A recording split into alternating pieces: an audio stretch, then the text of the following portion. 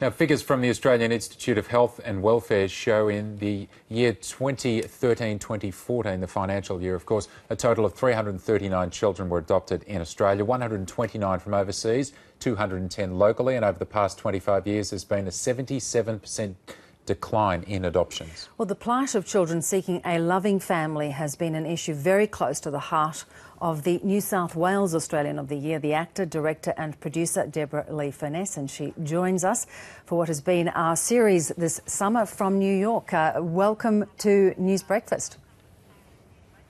Hi Beverly, how are you? Great to talk to you, and congratulations, we should say, from the outset. Were you shocked when you got the phone call?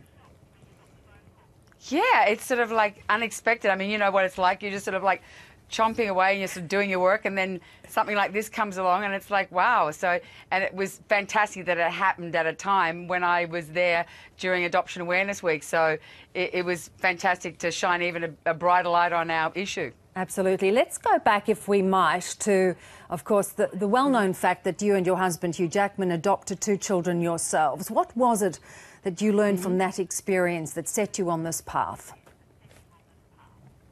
I did, as I said, it's not because I have adopted children that I do this.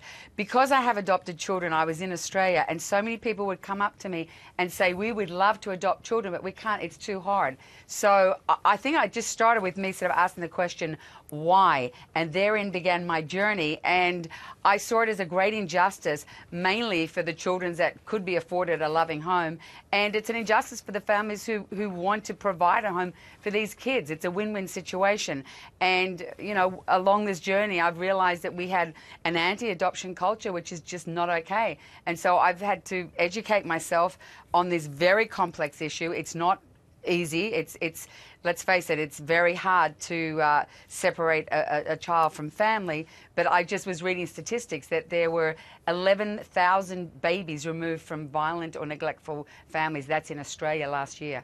So I just know we can do it so much better, and that's what we're about, is finding what is the best solution for these kids. What is the blockages in the system? Is it that the rights remain with the parents and that they are not urged to give these children up for adoption?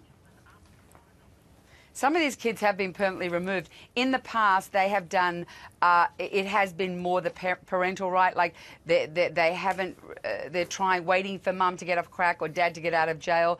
I think there has to be a time limit, or when, even the kids that are permanently removed, they haven't been able to be adopted. They remain within the foster care system, and we know what that is. I know the average is like 6 placements they go through, and the trajectory is then homelessness, incarceration, drugs. I mean, the trajectory is terrible, and everyone knows that a child can only thrive when they have support, and that is a family support. And when that's possible, let's make that happen. So when you spoke to people, what was it about our culture that has seen this massive drop-off? I think I read 18,000 children in foster care last year, just 65 adopted. That seems to be a lot of children that could benefit from that kind of stability. Absolutely. Well, we're in the process of changing legislation, talking with Tony Abbott, and we are going to turn that around. Kids were not able to be adopted in Australia. So now we're saying, when they are permanently removed, let's provide a family. And this needs to happen so fast. Every day counts in these kids' lives. The damage that is done by this sort of neglect is huge. And everyone, not just the government, the community, everyone needs to speak up on behalf of these kids and urge our politicians to make a legislation that serves the kids. You've also talked about having a sort of central body where people understand what it might be like and be better prepared for taking children from a violent or difficult past. What would be the benefit of that? Okay, if you're going to do adoption, the only way you can do adoption and find permanent families is to have a pre- and post-adoption support. Everyone needs support in this piece. It is not an easy piece. A child is, you know, sometimes children are coming from war zones. They're coming from trauma. Any separation from birth family is a trauma. So the adopting parents need to know how to support these children. The adoptee themselves needs to know how they deal with their issues, and you have to have the pre knowledge too, to know what's involved. So you cannot do one without. To do ethical adoption, you must have that support in place, and I don't think that that's been very strongly there in the past. And also, it seems, and even we hark way back to why we created the anti-adoption was the relinquishing mothers from way back 50s, 60s, 70s. These women were forced to relinquish their kids. They were given no support, so no wonder there is a complexity of issues that these women have had to suffer. And that's such a great point you make. It's almost like an overcorrection of one policy then leaves the children abandoned. And this sort of culture has really been happening for years, as well as state laws that vary from decades. Make it very, very difficult, don't they? Because they're just not uniform. No, we're still, I know this, the states are still fighting over this. We need to have the same policy over every state. I know that the government, I think, is wanting to get everyone on board. Some families go through the process of adoption and they move states. They've got to go back to and start from the beginning. Every minute counts as finding a family for a child. So we've really got to put this as a priority on the political agenda. And what's more important than children's lives? They're our future. It has been a difficult year, though, when we've seen a terrible abuse of surrogacy laws in India, Thailand, and, of course, this becomes an issue because, of course, surrogacy in Australia is also a very difficult thing to undertake. By forcing people overseas, do you think that creates problems of its own?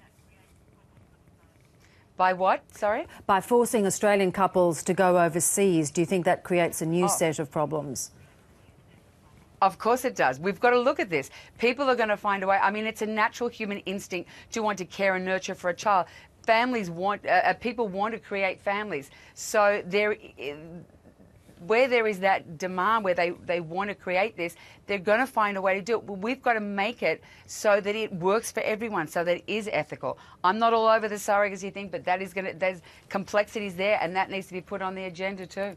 They need to really establish how it serves both the surrogate mother, the adopting family, and the child. Do you feel it's an obligation of someone like yourself, with the kind of fame that you have been able to have and get through your work, to do this kind of work? I think people do what they do because of a passion, of an empathy. You don't do something if you're not connected to it. Like I see with the other nominees for the Australian of the Year, everyone is campaigning because they have experienced some sort of adversity or challenge.